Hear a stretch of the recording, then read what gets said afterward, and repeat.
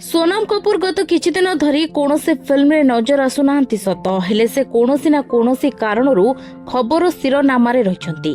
सोनम कपूर को एक video viral हेउछि जेउंतरे से रैंप रे चलिबा समय बहुत भावप्रवण होई पड़िथिबा देखिबाकु मिलिछि। सोनम रैंप रे चलिबा समय हठात कांदिबाकु लागिले एवं तापरे हाथ जोड़ी पुणी चलिथिले।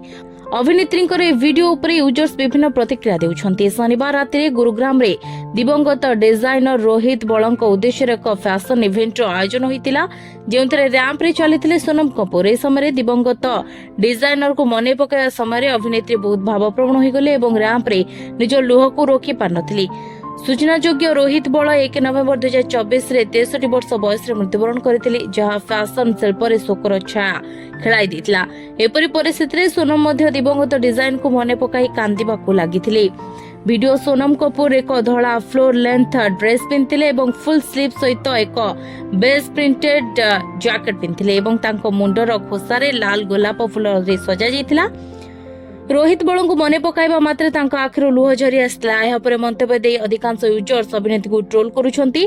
सोनम कपूर का वीडियो उपरे कमेंट करी जणे यूजर्स लिखिछंती काश आपण प्रकृत रे कांदी थांते एहा अधिक नेचुरल लागि थांता। आउ जणे लिखिछंती ओवर एक्टिंग पई 10 टंका दिया जाऊ। आउ जणे लिखिछंती मु जानि पन्नी काहे कि मो हस रोकी पाउ नाही। आउ जणे यूजर्स लिखिछंती जदि आपण फिल्म रे एपरे अभिनय करि थांते तेबे आपण किछि काम मिलि जाई थांता।